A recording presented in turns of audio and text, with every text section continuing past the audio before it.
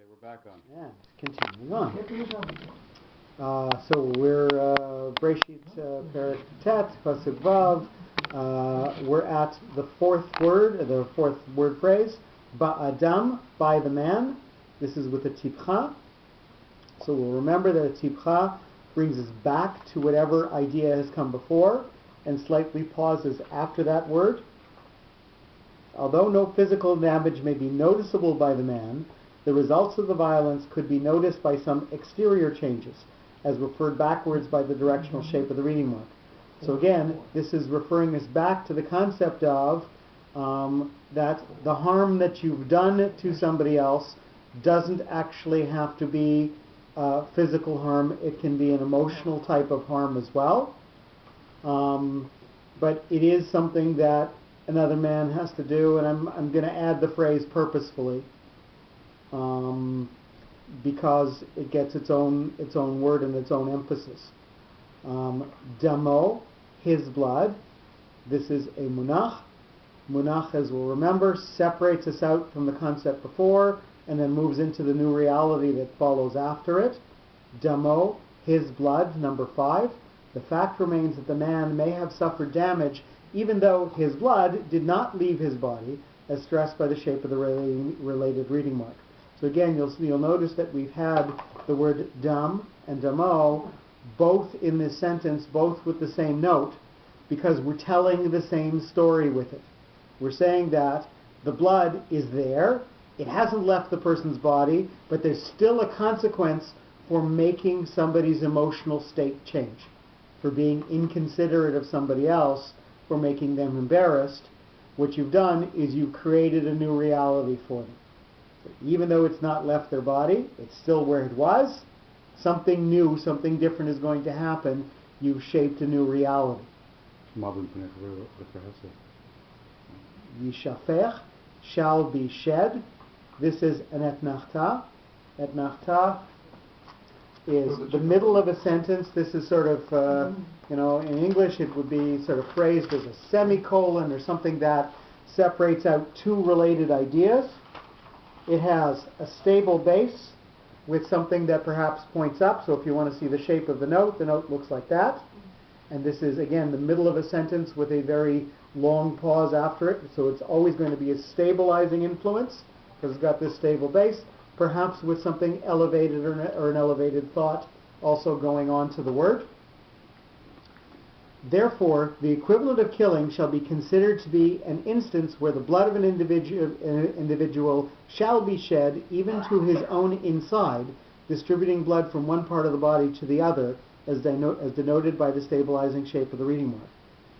So, what we're saying here is that this is the form of the crime that we're going to be dealing with. The stability is that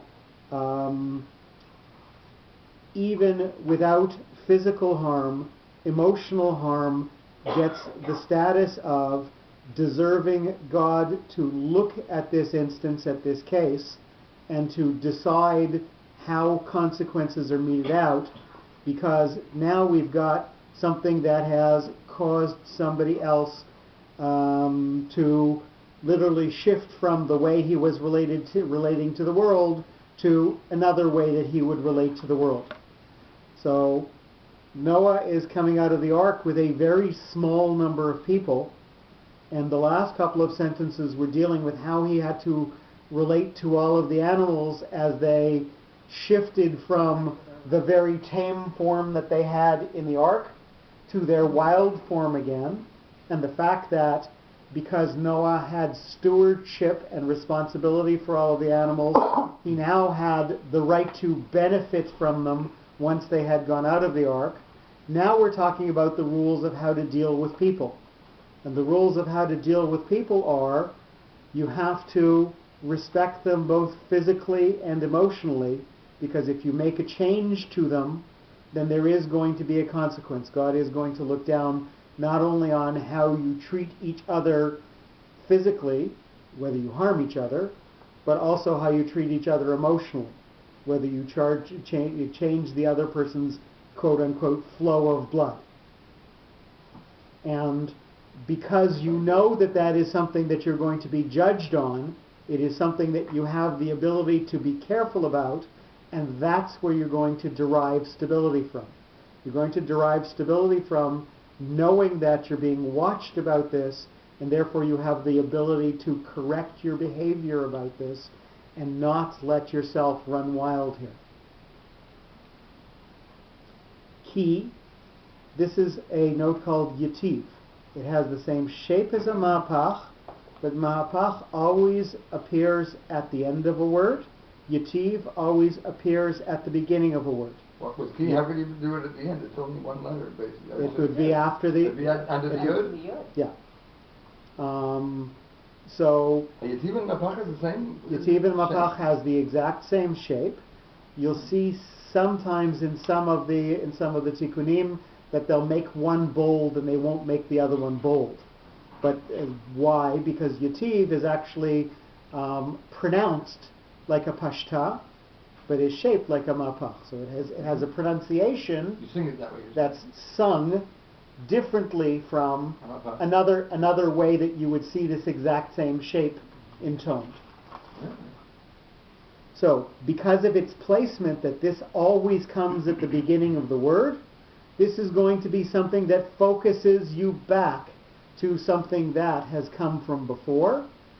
And so meaning-wise, it is like a mapach. So, mapach, and I've got to do it this way for you. Mapach, the other way that this note appears at the end of a word or another place in a word, will normally take a concept from before and focus it narrowly into what it's going to happen with it afterwards. So it's taking things and boiling them down. Yativ is going to do the same thing, except it's going to make us focus much more on what's come before than on what's going to go happen afterwards, because of its placement in the word. So whenever we come to a Yativ, we're going to talk not only about the shape of the note, but the placement of the note. But in sound, it's like a pashta. It sounds, it's intoned, you make the note sound like a pashta, which again, we said was something that emphasizes the word and perhaps elevates the word slightly. How come that Yativ? Because I think when I'm laying, I never knew about Yativ, so I always think it was a mapach. I probably did it wrong, okay. Is Yativ common or no? So there's a phrase, Yativ Zakev Katon. It looks like a Pashta Zakev Katon, but there's perhaps a little bit of a pause after it, and it makes the word stand out. And you'll see at the end of each sentence, we're going to read the sentence with all of the pauses a little bit emphasized, so that you'll be able to see that the words are actually being physically separated by the notes themselves. How common is the Yativ? So there are lots of phrases. You get mapach pashta zakev katon, nechat tipcha munachet tachtav, and there's a phrase yativ zakev katon. But how common is that? And yativ katon. How common is it? I can't say. I can't tell you a percentage. No, but it's a low percentage. It's not. That's what I'm saying. But I want to know how many mistakes I've made over the years. In each week, in each parsha, you'll probably find one. Oh, okay. So it's not so good for us that I made a mistake. Because I never sang it to the person. I never knew that even. Okay. How many Bakoras know that, do you think? They probably don't even know that it's Yativ. They sing it like a mapach. I'm sure. I would hope a lot of Balekorim know this. I would hope. No one ever knows. No, I didn't ever know. Okay, not that I'm said. Okay, whatever. I should I guess mention on the tape that the person who actually taught me bar mitzvah, Mr. Zucker, just passed away a week and a half ago. I didn't know. He was 97 or 98. Right. Wow. He learned to lay in Poland. He came here. He taught bar mitzvah lessons for 40 or 50 years. He taught all the students who went to the Associated. He was the Balkora at the Shar Shemayim until his late 70s or early 80s, when he had a stroke. He recovered from the stroke, moved into a nursing home on Eglinton, started to lane again at the nursing home, and eventually from there Pine went, Villa? Where was he? went Pine to, Villa? I think that's yeah. the one near went, Richard eventually from there went to the Bakewrest, and I believe he laid there a couple of times as well. And the funeral was just a very, very short time. I wonder how many students were there. Like, Well, had I known, I would have gone. Right. He didn't teach me, but most of it was there.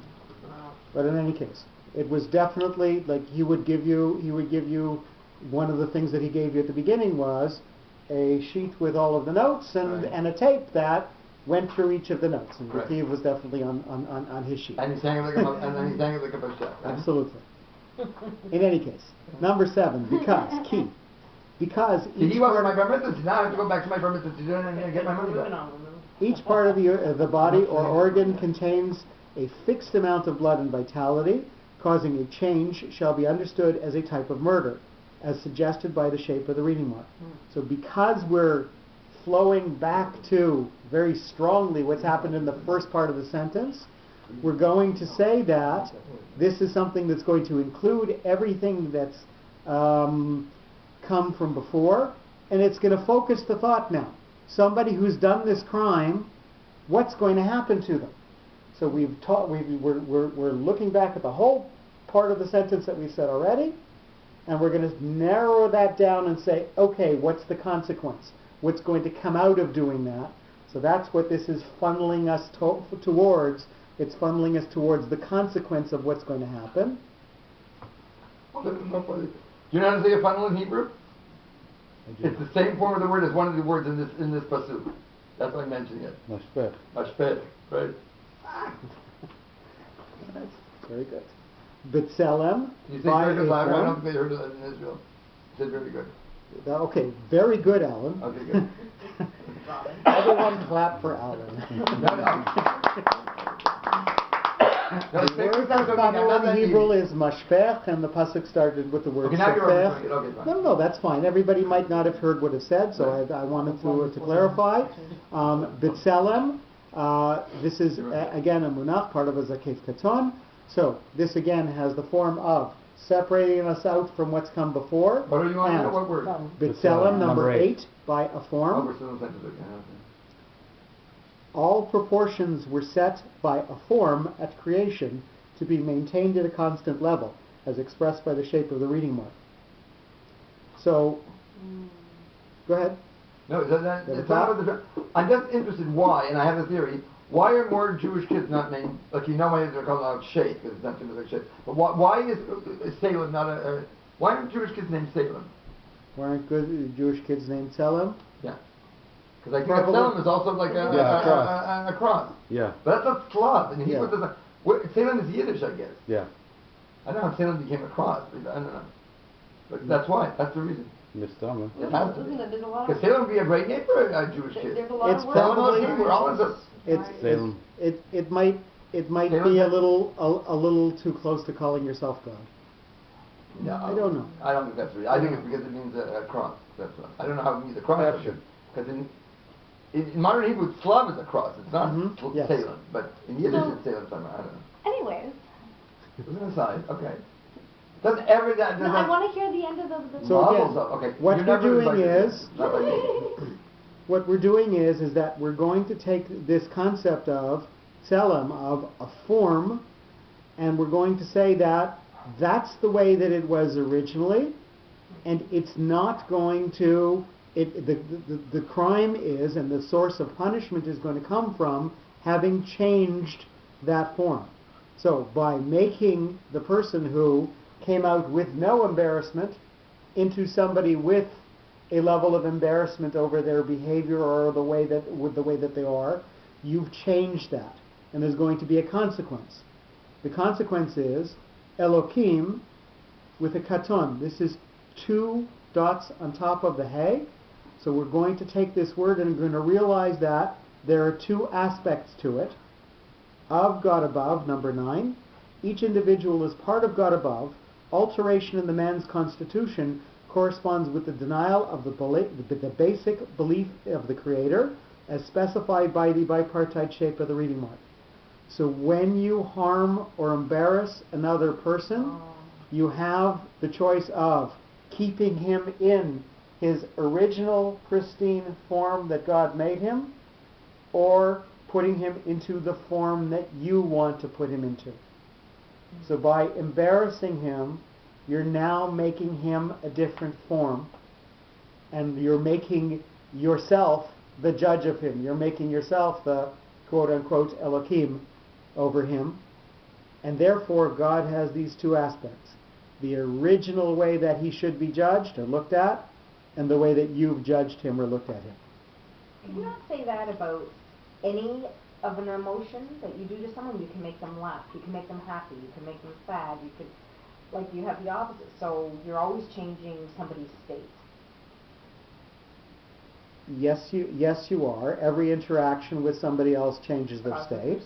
their And what we're saying here with the key, with the yativ, that's focusing us back to that first part of the sentence, is specifically we're talking about a negative implication to shvichatam, to something where you make something happen that is of poor consequence to the person who's being influenced. Okay. So embarrassment, making them sad or angry. Any one of those?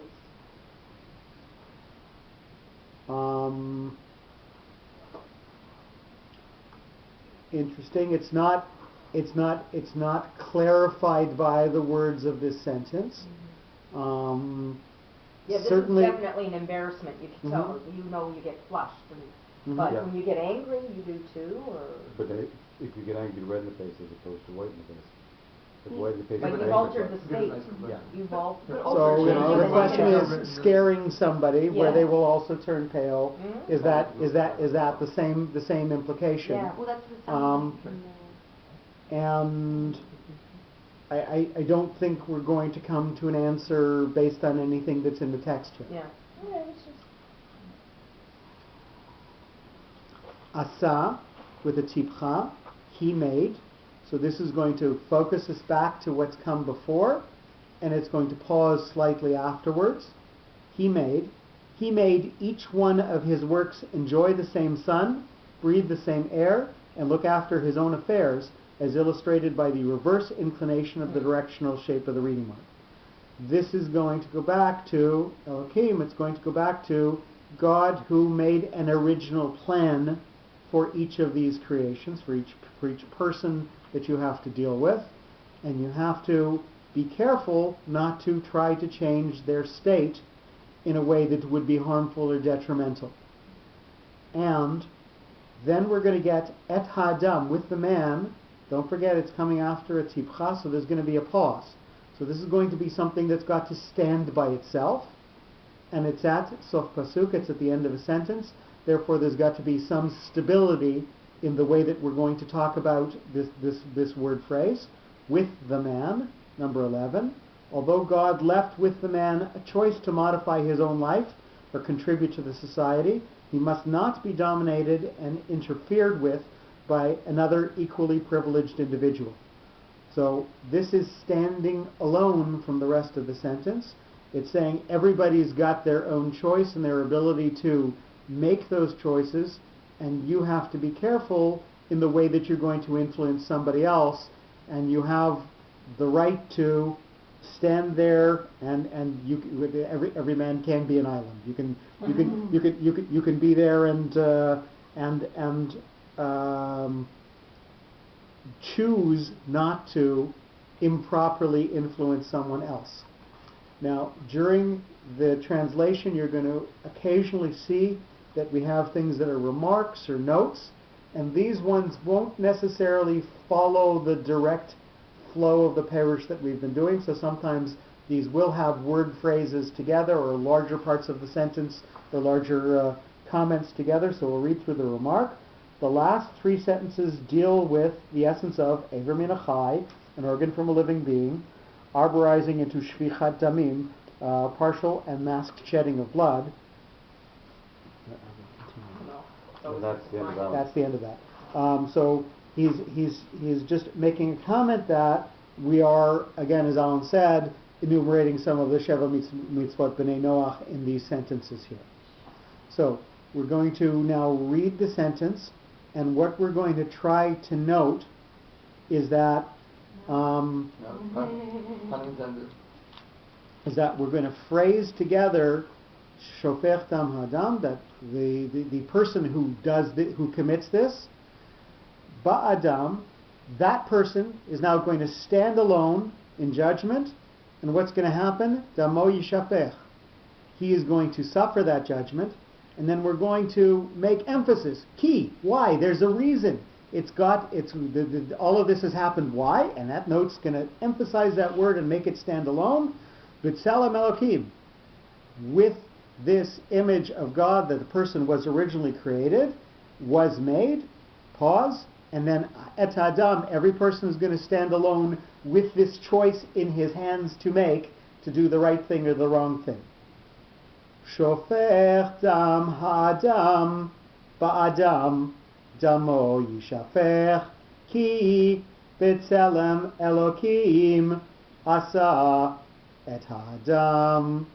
And again, you'll notice I lengthened the pause.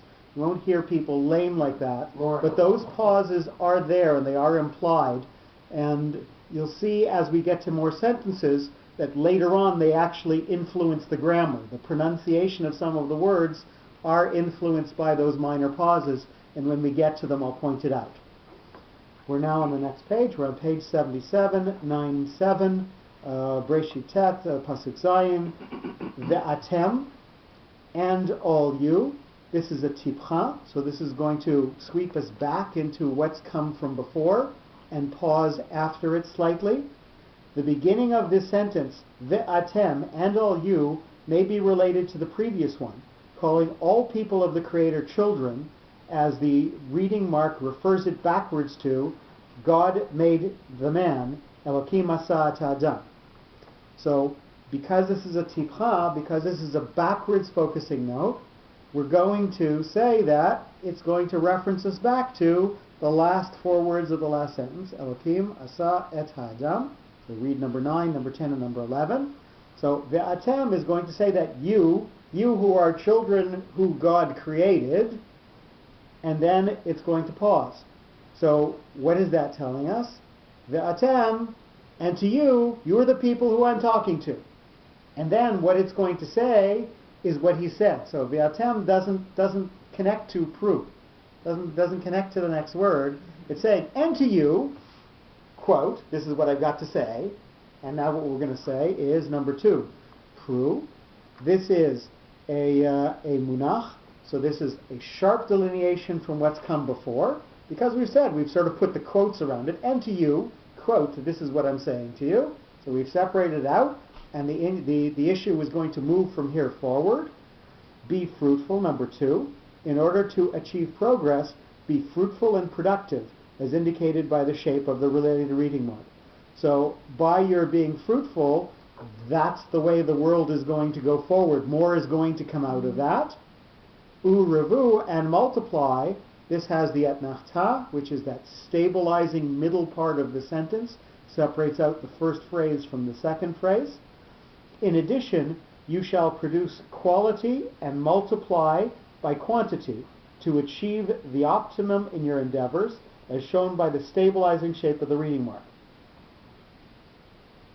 So maybe we're going to pause here and